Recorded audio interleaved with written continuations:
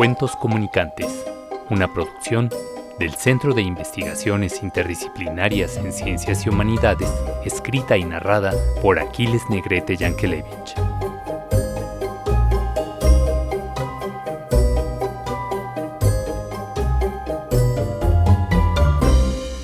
Imágenes especulares. Testing 1, 2, 3. Testing.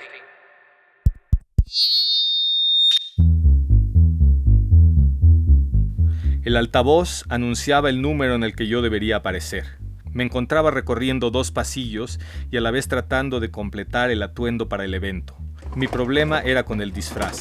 Estaba repartido en 2 casilleros, uno de ellos no identificado, y cada casillero se encontraba a la mitad de un largo corredor con miles de su tipo. El tiempo transcurría y no me era posible encontrar la conexión entre ambos corredores.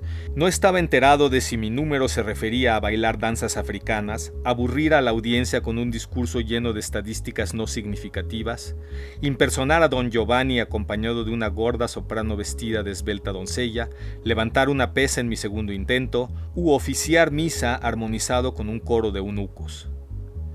Este era un asunto que poco me preocupaba. Mi problema era vestirme a tiempo. En un instante de trémula lucidez resolví vaciar el casillero que sí podía identificar y comenzar a vestirme, pero al comenzar el proceso no pude determinar si iniciar por los zapatos o por los calcetines.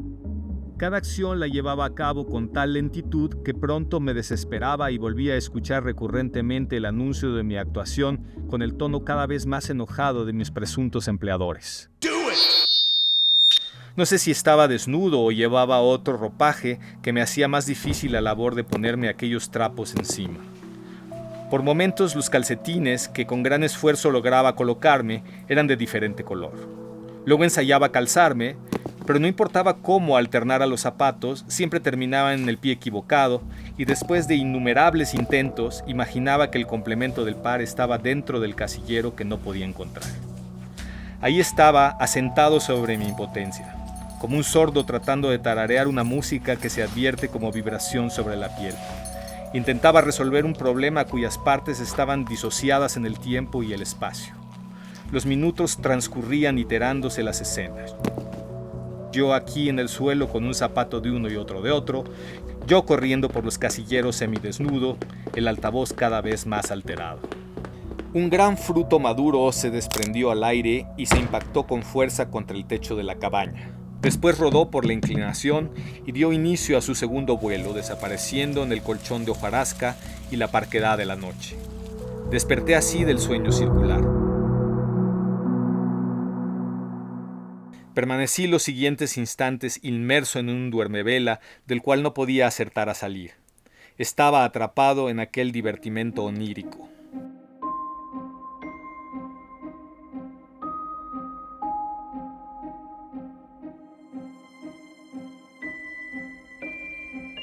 Llegar a la antesala del sueño en que me encontraba no me había liberado del compromiso de actuar para mis empleadores. Era un hombre responsable y cualquiera que fuera aquel, era mi trabajo. Por otra parte, calculaba que el inconsciente me tenía preso en sus revanchas caprichosas. Me enfrentaba en esta ocasión a un problema arbitrariamente complejo. No pude pasar por alto la trampa que se me tendía asumiendo que solo se trataba de un mal sueño. Así que me enfoqué en regresar a aquella partida inconclusa en la que mi adversario me tenía inmovilizado. Mi mejor jugada era avanzar el mismo peón cada turno hasta desbarrancarme. Tomé aire e intruso me inoculé en aquel sueño. Esta vez llevaba conmigo una caja de utensilios. En ella portaba unas manos visibles, un cronómetro de tiempo externo, un plan de acción elaborado con rapidez en mi mente, un desarmador, unos lentes oscuros polarizados y una macana por si acaso.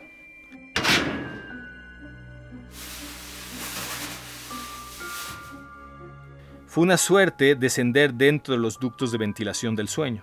Oprimí el botón de arranque del cronómetro. Solo me quedaban un par de horas antes de amanecer. No sabía cuál sería el resultado de aquel despertar sin el que ahora descendía dentro de mí. Comencé con cierta premura a recorrer a gatas uno a uno los respiraderos del sistema de ventilación del sueño. Cada uno de ellos estaba rotulado con nombres de isómeros. En los primeros pasillos se encontraban los isómeros estructurales. En cada uno de ellos había versiones monstruosas de mí mismo, pues mi cuerpo estaba completamente deformado.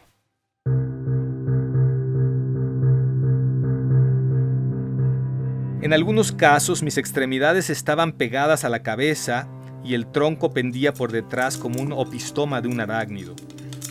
En otros, los brazos se conectaban directamente con las piernas y de ahí al cuerpo, pero sin duda la forma que me pareció más penosa era aquella donde la cabeza se encontraba entre los glúteos y los genitales, a continuación seguía el tronco y después de este piernas y brazos unidos de forma longitudinal a manera de un gran flagelo. Aquello parecía una muestra teratológica siempre de mi ser, pero conectado en distintas maneras. Aquellos yos monstruosos eran incapaces de desplazarse y de articular algún movimiento armónico o coordinado. En cierto sentido, eran por completo inofensivos.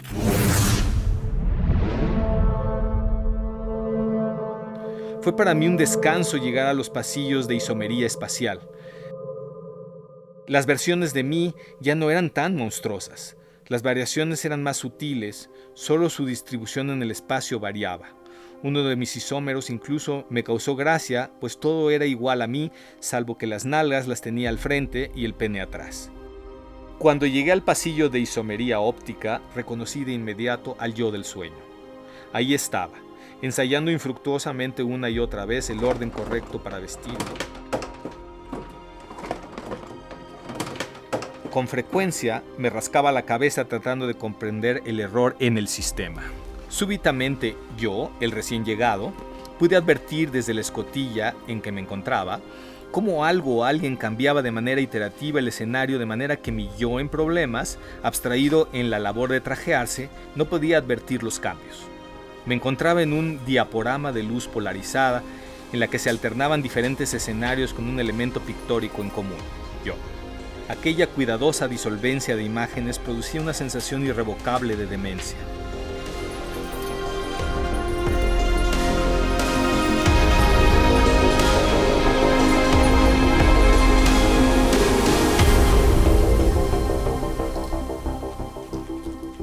Estaba yo en constante cambio entre un pasillo vacío, un pasillo donde los casilleros estaban al lado izquierdo y un espacio con el sonido del altoparlante. La escena era de lo más desconcertante. No se trataba de una visión, podía ser mejor descrita como una sensación incorpórea de angustia recurrente. Era evidente que el yo atribulado necesitaba ayuda de alguien que estuviera a su favor, y ese era yo, el de afuera.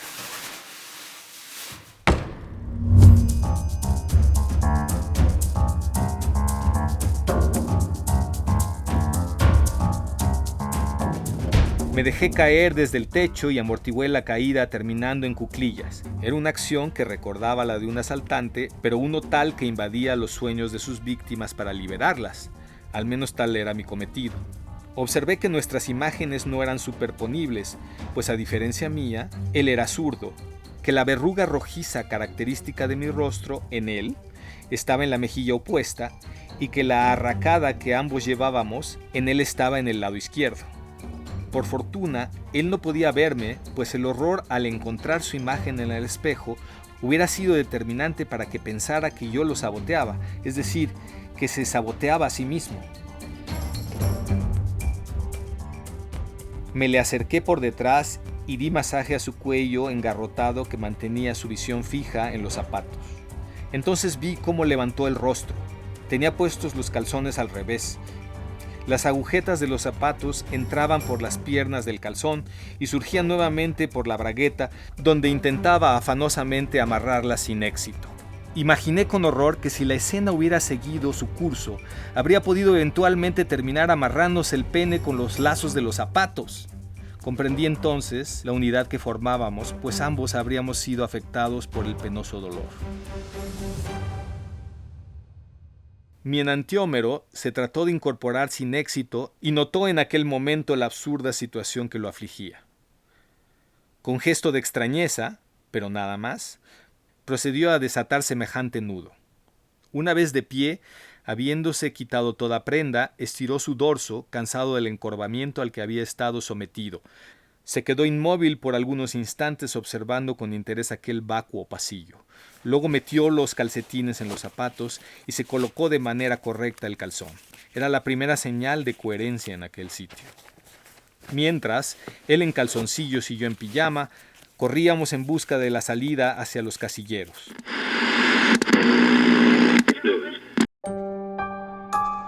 Para nuestra fortuna, el proyector parpadeó y la imagen cambió, sin causa aparente, a la del pasillo con casilleros del lado derecho. El haz de luz del proyector era muy fuerte, así que resolví sacar mis gafas oscuras polarizadas para atenuar la luz. Con el movimiento de la carrera, los lentes brincaban en mi rostro y entre brinco y brinco pude advertir una mancha difusa de algo colocado a la izquierda del corredor. Paré entonces por un instante. Me saqué las gafas, las giré 45 grados y pude ver con nitidez lo que se ofrecía como imagen borrosa en el costado oscuro del pasillo.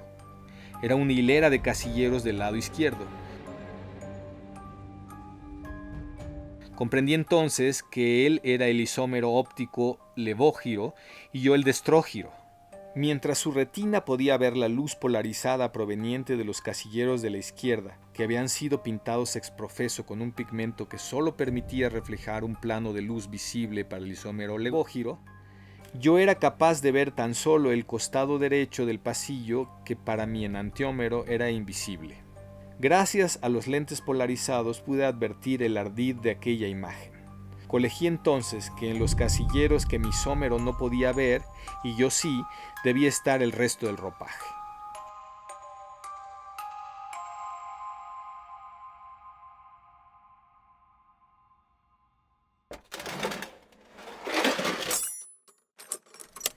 Con el desarmador de mi caja de herramientas logré fijar el movimiento y evitar que la imagen cambiara de nuevo. La imagen comenzó entonces a saltar atorada, haciendo parpadear la realidad.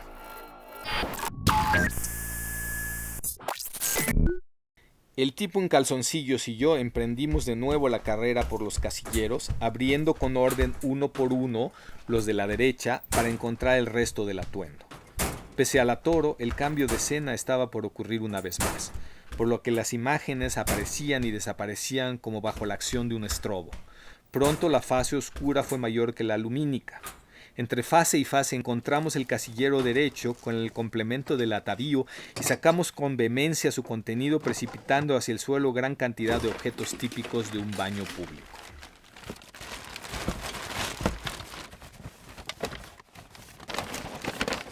Esferitas plásticas de champú, una botella de talco oxidada, rastrillos amarillos de una sola hoja, unas chanclas de hule amarillentas, una vaina de condones verdes con 2 cámaras abandonadas, una secadora de pelo despostillada, gran cantidad de borras polvorientas y un bulto de ropa.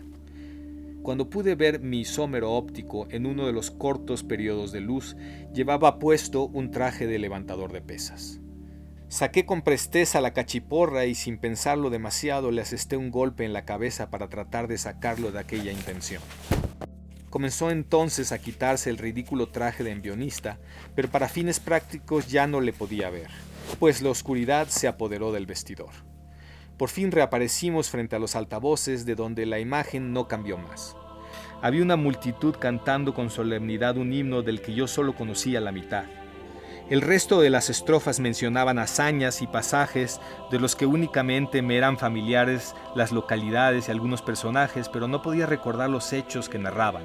Fue como recorrer un túnel a lo largo del cual se reproducía mi vida a través de algo que no eran imágenes ni olores, sino una colección de déjà vus impresos en la memoria inapelable. No supe si el dolor más profundo provenía de lamentar todo lo que malamente hice en contra de mi inconsciente, que desesperado me prevenía de asistir de forma anticipada al acto final, fabricando torpes isómeros de mí mismo, o saber que de haber llegado a mi verdadero final fastuoso, lo habría hecho en estado de locura.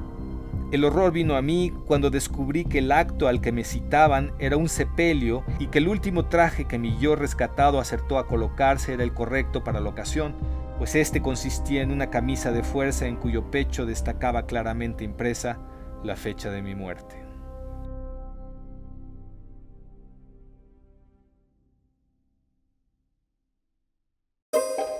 Cuentos Comunicantes es una producción del Centro de Investigaciones Interdisciplinarias en Ciencias y Humanidades, escrita y narrada por Aquiles Negrete Yankelevich.